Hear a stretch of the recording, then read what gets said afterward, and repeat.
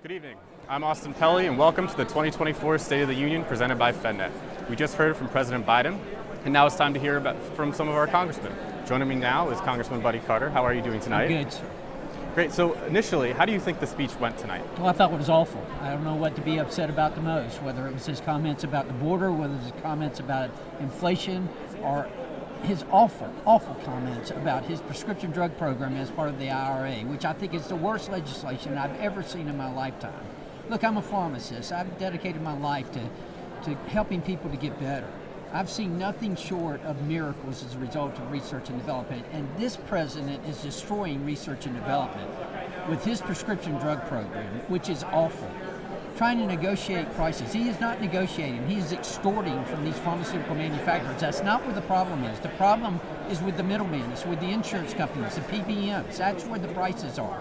Telling the people that, they're only paying $35. Yeah, for their insulin, that's what they're paying for the copay. Well, the insurance company is still paying the price of the insulin. Even Gavin Newsom understands that, but this president doesn't understand it. This Democratic minority in the House doesn't understand it. When they were in the majority and passed the IRA, they didn't understand it. So I don't know what to be upset about the most. Okay. And Congressman, if I could bring it back to the border for a second. Biden accredited Congress with the crisis at the border, saying, quote, "Send me the border bill now." What is your reaction to that characterization? That was not a border bill. That was an amnesty bill, an immigration bill. What we have done is put H.R. 2 over in the Senate. They need to act on that. That is a border bill. That will secure our border. Look, I've been to the border 8 times in the 10 years I've been a member of Congress. Last time was about a month ago. And it was as bad now as I've ever seen it. I saw a wall that was started by Barack Obama, that was continued by Donald Trump, and that was stopped by Joe Biden. I learned things that I didn't know before. For one thing, now there are more non-Mexicans coming across that border than there are Mexicans. Another thing that the Border Patrol told us is that the price of fentanyl has plummeted. The street price is now dirt cheap. That's simply economics, supply and demand. The supply is so high that the demand is not there anymore. That's why it's dirt cheap. 200 Americans dying every day as a result of fentanyl poisoning that's coming across that border. And he wants to say that, we can put more people at points of entry. I hate to tell you, but that's not where the fentanyl is coming across the border at.